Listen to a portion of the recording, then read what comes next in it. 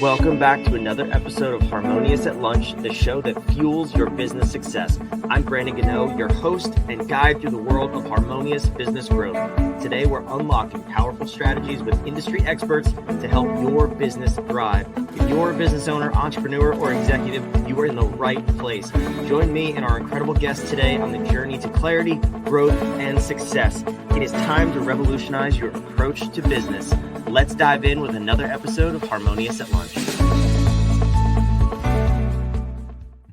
Welcome back into some more bite-sized business advice. And we have the episode today everybody wants to hear. Maybe you don't want to hear it. I don't know, but I'm going to tell you, you need to hear it because we're going to talk about how CEOs can get their time back. Who doesn't want more time, right? And I have a very special guest lined up who's going to help us do just that. We're going to get your time back and drive success. Two beautiful things. Before we go any further, Donna Dube, welcome to the show. Thank you for being here. Thank you. So happy to be here. Okay, so big promise, not a lot of time. Let's deliver on this, right? So anchor me in this though, because I've talked to people on both sides of this fence where, as I mentioned, we do very similar work. And I've talked to people saying you need to reduce the number of time or hours you work in your business before you talk about scaling. And they're like, but I love working 80 hours a week and I just want to pull my hair out. So yes, tell me why we need to reduce our time before we scale our businesses. Yes, for sure. So, for some of your listeners, they've probably been in the same boat that I was in. Start your business, working alone, solopreneur. It's great, right? Every hour you're there doing this and that, you get more and more and more. But as far as you're concerned, you're enjoying it. It's fun. You like it. Family, friends start to ask, are you going to have time to have lunch with us? Mom, are you going to be done the emails? And this is what happened to me when I started my business. And I was working 24/7. I didn't have a problem with it, but my family did. And finally, at some point, my husband came and said, listen, something's got to change here or this situation was going to break. And I was like, oh, it doesn't need to be that harsh. I'm doing okay. And so that's when I really had to step back and say, how can I grow this business without me having to be in everything, right? And yeah, the first off advice is hire somebody, but you have to put some things in place before you're ready to do that. And so if you don't set yourself up to not have to work 24/7, you're on a one-way track to burnout. Thankfully, I had someone who stopped me before I got to that point. I didn't see it coming, but it would come, right? And we don't want to get to the point where it's really critical and we have to stop our business. We have to be hospitalized. We don't want to go there. And so while you right now, you may be feeling, 80 hours is great. It fits with my lifestyle and everything. It's not sustainable. And I'm here to help business owners build sustainable businesses, not one that's going to burn you to the ground. Yeah, amen to that. I've been there too in the past. And it sucks, right? Having someone else approach you and give you that sort of ultimatum is brutal, quite frankly. And it's either that or the hospital bed, like you said. Like there will be something that ends that run of 80-hour weeks, and we want to get there in advance. But I also see that most entrepreneurs who are in that situation, they even use it as like some sort of a drug, right? They're addicted to working so much, and they can't even see the forest through the trees to say, I am spending my time on the wrong things, which is why I'm working so much. So in this conversation we're having about working less, I mean, where do you find yourself starting with people to really show them where they're at in their business? Yeah, for sure. So one thing I like to do is a strategic to-do list. And where this comes from is imagining all the things that happen in your business, and they can fit into two buckets. One bucket's called maintenance, and the other one's called growth. So if we think about things in maintenance, it's like your invoicing, your bookkeeping, changing something on a landing page, sending out emails, social media content. Sure, that needs to be done in your business, no doubt. But we have to step back and question, does it have to be done by you as a business leader, right? Then the growth level task, this is where you're really seeing that return on investment. So your partnerships, your networking, creating new content, new programs, offers, services, teaching in someone else's mastermind, podcast guesting, right? You cannot delegate that to someone else on your team. You can't delegate that to some software tool. Those are things that have to be done by you. And that's where you see the highest return on investment. And so as business leader, you want to make sure that you're spending time each and every week in those growth level tasks. You want to make it a habit so that you have time blocked off in your calendar to do those growth level tasks. And that's where you're going to see that momentum and that build of your business. And so how we do that is really simple. It's called the CEO score. And so basically you look at what your revenue goal is for the year and divide that by the number of weeks you want to work. And that will give you a number. It's not a dollar amount that you're going to make or that you're going to pay yourself or anything like that. It's more about your energy and your sweat and your blood and your tears to get there, right? And so the higher the revenue goal you want, the more time you need to spend on those CEO level tasks. And this makes sense if you think about like a big business, right? Microsoft, Nike, Apple, like the CEOs are not in the weeds. They also have a lot of people underneath them to support them, right? And so they have a very different CEO score than you're going to have as a small business owner. But you can see that as your business grows, you need to spend more time on those growth level tasks. So that's sort of where we start. And then we take that to-do list and we hit it strategically. So no more cherry picking about, oh, I think I'd like to do this thing, or I really like that, and not hitting the list well. Start at the top and do one thing after another. No, we want to be strategic with the time that we have, right? So whether that's 20 hours a week or 30 hours a week, whatever you're devoting to your business, you want to be strategic with that time. And so we want to look at what are the things that are going to give me that return on investment, right? And it's usually things that are important, meaning they're revenue generating, and they don't have an urgent deadline, meaning they don't have to be done by next week, Tuesday, like your taxes, right? And so really by breaking up that long to-do list into 4 different quadrants called the Eisenhower matrix, we can see where we need to be putting our time as CEO, and then how we're going to delegate the other tasks. So some things we can delegate to a human, some things we can delegate to a software tool to help us automate, right? And some things, shockingly, we're going to stop. Because as business owners, we start piling on one thing after another, another strategy. Oh, my business bestie's doing this. Oh, I heard about this. I'm going to add that. But we don't step back and look, is this giving me a return on investment? Is this actually having the people who are seeing it take action? Whether that's joining your thing, buying your program, getting on your email list, whatever action you want them to take. And so if you're spending time doing a strategy and it's not giving you a return on investment, then let's stop. Yeah, I love that advice. And it's so hard for people to hear too. I remember talking to somebody a few weeks ago, and they were spending hours a day on social media, on multiple platforms. And I was just, I threw out the question. I was like, why? And Mm-hmm. the answer was, well, because I have to be on social media to grow my business. And I was like, that's cool. That's everybody says that. I believe you to some Mm-hmm. degree. I was like, what sort of a return do you get from social media?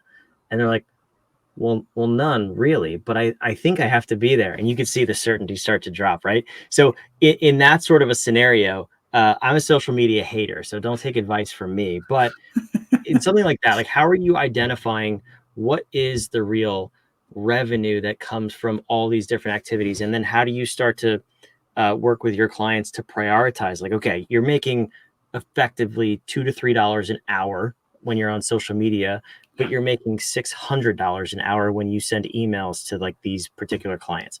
How do Yes. you approach that conversation and the Yes. strategy too? Yeah. And you hit the nail on the head. It's a lot of times bringing that objective data, right? So exactly how much you're making per hour when you do that task versus something else. Because you're right. I'll get frequently from clients, but I like doing, right? I'm good at doing, right? And it's not that we want to take away what you like or what you're good at, but as business owner, you have to be strategic with what you do. And so when we bring it and say, yes, you're making this much an hour changing that Canva image, when you have a team member sitting over here who's significantly less per hour than you are, let's delegate that to the team member, right? Versus, you know what, you have a chance to go teach in someone's mastermind next week. You're just about to say no because you think your schedule is too busy. But that's where you're actually going to make much more per hour, right? The chance of having much greater return on investment. So let's get rid of some of those other things on your schedule so you have space to be able to say yes. So many times it's really about saying no in order to say yes. Yeah, and that's where the drug comes back in, right? Because it feels so good to just work in Canva for 30 more minutes and get that font just, oh, so perfect. Yes. We can Yes. make fun of this all day long. But okay, so Yeah. once we have our eyes opened now to where we're spending our time, how much we're making per hour, essentially, per activity, and you've developed the strategic to-do list. Then what do we do next? Because it's one thing to know, it's another thing to execute, and it's about for me, it's the long-term sustainable execution. So how do we get into the practice of doing that? Yes, excellent question. So, what I like to encourage my clients to do, and what I do for my own business, is institute what I call a CEO Power Hour. So, you may have heard people saying, oh, I have a CEO date once a week or once a month, or sometimes when I think I should. But this is an actual only 1 hour, and it happens every single week. And it needs to be habitual. So it needs to happen whatever day of the week you decide and whatever time you put it in your calendar, it's recurring. Nothing else gets in its way, right? It's just as important as that sales call. And you're like, okay, what do I do during that hour? So what you do is 3 things: review, reflect, and prioritize. So you're going to review where you are currently in your business. You're going to review the time you're spending, you're going to review what's happening. You're going to reflect on what's coming up, right? So when you're reviewing, you're like, okay, here's my revenue goal. Where am I this month compared to my goal? Because yes, we want to be reviewing our revenue goal on a monthly basis, not waiting 6 months and saying, oh, I'm not going to reach my target. We want to be on top of that target, because when we're on top of it, we can do something about it, right? When we measure it, it grows. And so by measuring that revenue goal, now we can say, okay, I'm not going to meet my target for this month right now. What can I do? Maybe I can reach out to a few clients, right? Maybe I can do a flash sale. Maybe I can do a training and then sell off the back of that, whatever it is in your business. But that's where the strategy then comes in, that you as business leader can like, I can do this to get a boost in revenue. So staying on top of the revenue. The other metric I really encourage everyone to track is how new people are coming into your world. Because we so often will get in this feast or famine mode where, oh, I need clients. And so we're busy marketing. We get people in the door, we get clients. Now we're busy doing client delivery, and we might drop the ball on marketing. We're not doing as many of those activities. And then our pipeline dries up. We need more clients. Oh, back to marketing again. And so our revenue is like a roller coaster, right? We're not going to flatline our revenue by any means, but we can reduce that roller coaster by having systems and processes in place so that we're doing marketing every single week. We're on top of it every single week. And so by really looking at, where am I? How many people am I getting into my business? Is there a different strategy I can use to get people to know me? Am I nurturing people? So once they're with me, how am I making that connection with them? Whether that's through email, whether it's through podcasts, whatever it is you have, but you want to be making that connection with them. And then, am I actually inviting them to join me, right? To buy my program, offer, or service, whatever you have. And so staying on top of those and making sure you have a system that runs in the background is the next step. I love that. And do you ever scale that up? That percentage of time you spend in your CEO hour? And like, what are the markers that you should actually be doing that more? Yeah. So I keep it as just 1 hour to do that review and reflection. But then from there, you need to go to your calendar and put those important things in, right? Because if you're anything like me, if the priorities aren't in your calendar, you're not happening. And so how you decide, okay, what are my top 3 priorities this week? That's when we're going to go back to our strategic plan. What are my 12-month goals? Breaking that down to 90-day goals, breaking that down to monthly goals, because it's so much easier to chew one bite of the sandwich than the whole thing, right? So our big 12-month goals are huge. We can't sometimes think about what the next step is until we break those down. And so really doing that planning ahead of time, so you know, what's my next step to get 1% closer to my goal. Yeah, that's a great point. And something that I find too, I'm curious to hear your hack on this or your Mm, trick if you have one. yeah. So our clients all the time is what they'll do is we'll set up those 12-month goals, the 3-month goals, and what are the daily things we need to execute on. And they love it and they're jacked up and excited and their whole team's excited. And then 3 weeks in, their Mhm. team's still excited. Everybody's awesome. Everything's moving along. We're getting results. But the entrepreneur comes back and is like, you know what? I want to do this other thing now. And I'm like, Mm.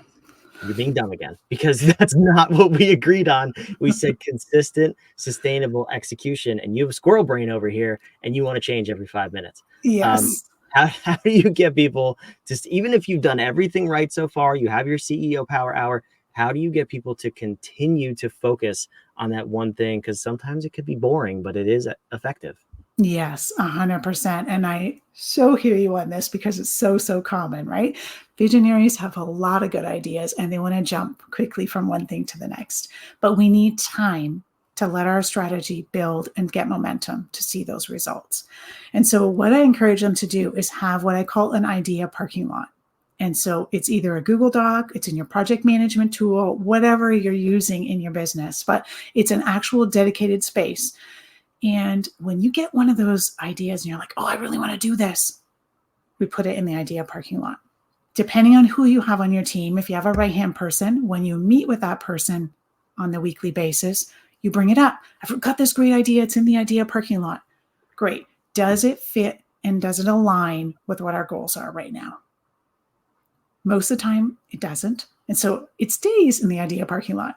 If it does align, good. Now we have to look at capacity. Does the team have time and capacity to be able to bring in another idea? Or are we going to have to let go of something to bring this in, right? That sort of discussion needs to happen with usually someone on their team because it's hard for them to do that themselves. But having that idea parking lot helps. And then what you do is every quarter, before you go to make that plan for the next 90 days, let's look and see what's in the idea parking lot. Because sometimes now some things fit. We're going to move something out of there. But really to have that holding space to put those ideas. All right, Donna, be real with me. Is the idea parking lot Yeah. the trash can? No, Every now and not at then, all. if there might be some overlap. I don't know. Idea parking lot, suggestion box. They might all bleed together. Donna, No, I we love this. honestly do look at it in the next 90 days. No, I support that. That is a good idea. Well, actually, fun fact, something I've found along those lines. This is for me personally. Um, I've never called it the idea parking lot, but I have a like a Google Note on my Yeah. phone, and I'll put ideas in there and work off this same principle. Like it's not now, it's not within the goals, but I'll put it there.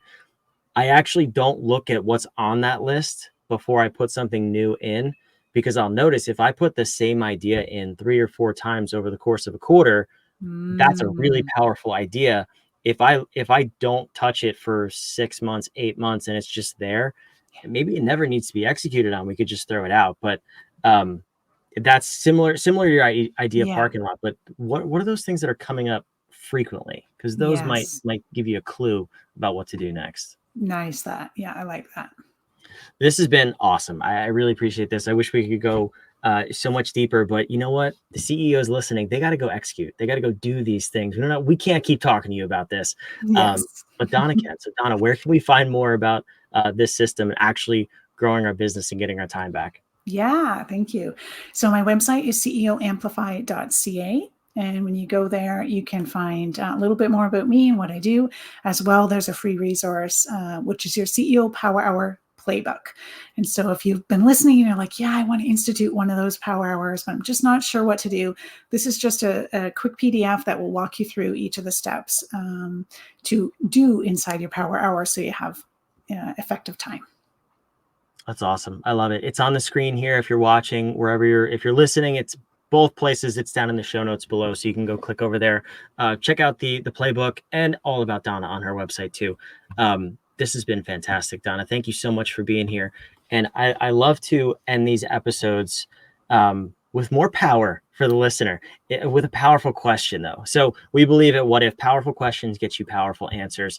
And in terms of what we're talking about today, about getting your time back, scaling your business, getting more focused, What is that powerful question that you would want the listener to be asking themselves until they get the powerful answer about this topic? Yes. Okay. So I think my question would be, if you were paid $1,000 an hour for the time that you work tomorrow in your business, what would you be doing for that $1,000 an hour? That is a good question. I'm going to try to figure out a way to go get paid to sip martinis on the beach. Does that count? Am I on the right track? Not quite. Okay. I may have ruined your question, but in all seriousness, No. that's a fantastic question. I think if more people asked that and just waited and paused until they got the answer, you'd see some pretty significant business growth. Yes. Donna, thank you so much for being here. This was fantastic. Thank you. Glad to be here. And for you listening, wherever you're watching or listening, make sure you subscribe. We love having you here. We love putting these episodes on 5 days a week to help you grow your business, get to that next level, and of course, get your time back too. What are we doing here? Work less, make more. It's not in the scammy way though. Like these are the real principles to go execute, make more money in your business and not work your life away. We'll see you on the next episode of Harmonious at Lunch. Thanks for being here.